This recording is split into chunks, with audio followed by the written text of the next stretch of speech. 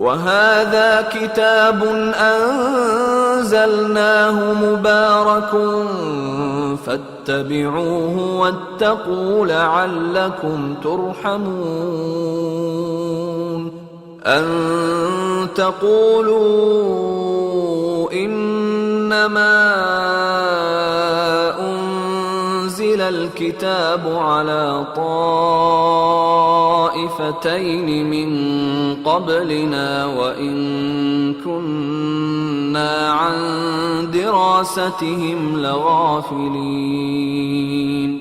أو تقولوا لو أنا أنزل علينا الكتاب لكنا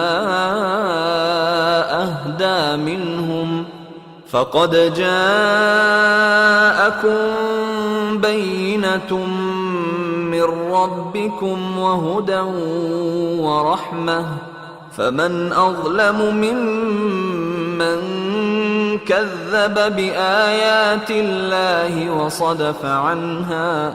سنجزي الذين يصدفون عن آياتنا سوء العذاب بما كانوا يصدفون. هل ينظرون إلا أن تأتيهم الملائكة أو يأتي ربك أو يأتي بعض آيات ربك يوم يأتي بعض آيات ربك لا ينفع نفسا إيمانها لم تكن آمنت من قبل أو كسبت في إيمانها خيرا قل انتظروا إنا منتظرون.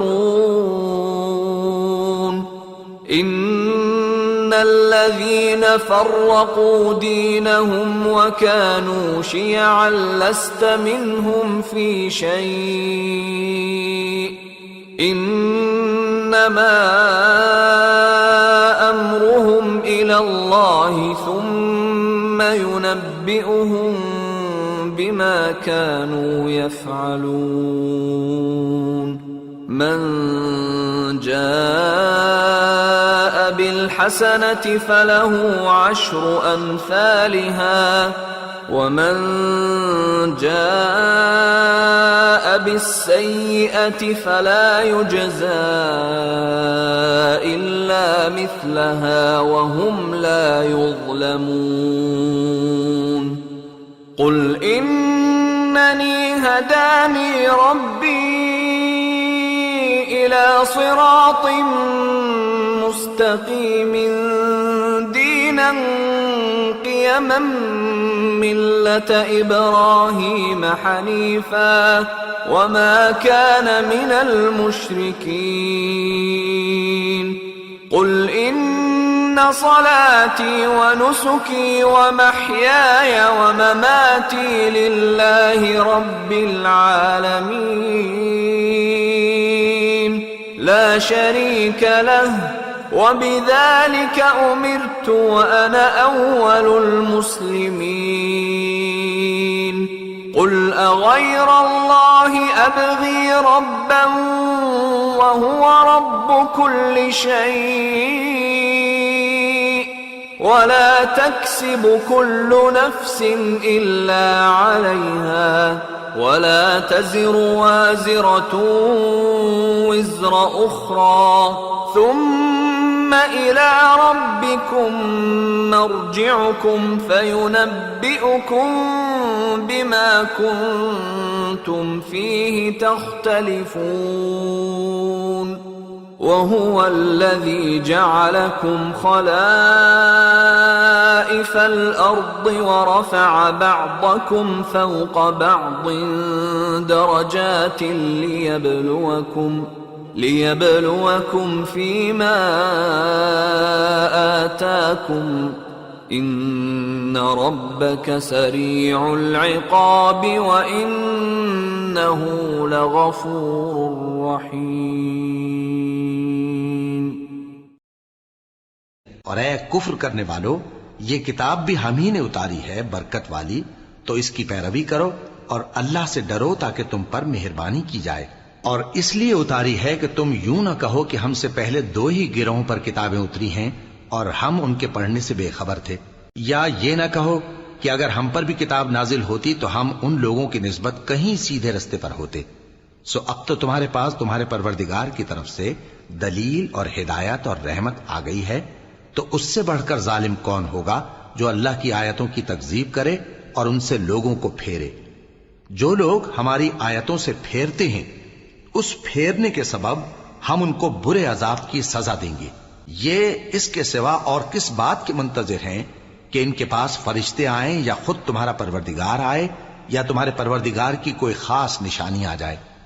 جس روز تمہارے پروردگار کی خاص نشانی آ جائے گی تو جو شخص پہلے ایمان نہیں لایا ہوگا اس وقت اسے ایمان لانا کچھ فائدہ نہیں دے گا، یا جس نے اپنے ایمان کی حالت میں نیک عمل نہیں کیے ہوں گے تو گناہوں سے توبہ کرنا مفید نہ ہوگا۔ اے پیغمبر، ان سے کہہ دو کہ تم بھی انتظار کرو، ہم بھی انتظار کرتے ہیں۔ جن لوگوں نے اپنے دین کے حصے بکھرے کر لیے اور خود بھی کئی فرقے ہو گئے، ان سے تم کو کچھ کام نہیں، ان کا کام اللہ کے حوالے۔ پھر جو کچھ وہ کرتے رہے ہیں وہ ان کو سب بتائے گا۔ جو کوئی اللہ کے حضور نیکی لے کر آئے گا تو اس کو ویسی 10 نیکیاں ملیں گی، اور جو برائی لائے گا تو اسے سزا اس جیسی ہی ملے گی، اور ان پر ظلم نہیں کیا جائے گا۔ کہہ دو کہ مجھے میرے پروردگار نے سیدھا رستہ دکھا دیا ہے، یعنی دین صحیح، طریقہ ابراہیم کا، جو ایک اللہ ہی کے ہو رہے تھے اور مشرکوں میں سے نہ تھے۔ یہ بھی کہہ دو کہ میری نماز اور میری قربانی اور میرا جینا اور میرا مرنا سب اللہ رب العالمین ہی کے لیے ہے، جس کا کوئی شریک نہیں، اور مجھ کو اسی بات کا حکم ملا ہے اور میں سب سے اول فرما بردار ہوں۔ کہو کیا میں اللہ کے سوا کوئی اور آقا تلاش کروں جبکہ وہی تو ہر چیز کا مالک ہے؟ اور جو کوئی برا کام کرتا ہے تو اس کا ضرر اسی کو ہوتا ہے، اور کوئی شخص کسی دوسرے کے گناہ کا بوجھ نہیں اٹھائے گا۔ پھر تم سب کو اپنے پروردگار کی طرف لوٹ کر جانا ہے، تو جن جن باتوں میں تم اختلاف کیا کرتے تھے وہ تم کو بتائے گا۔ اور وہی تو ہے جس نے زمین میں تم کو اپنا نائب بنایا اور ایک کے دوسرے پر درجے بلند کیے، تاکہ جو کچھ اس نے تمہیں بخشا ہے اس میں تمہاری آزمائش کرے۔ بے شک تمہارا پروردگار جلد عذاب دینے والا ہے، اور بے شک وہ بخشنے والا ہے، مہربان بھی۔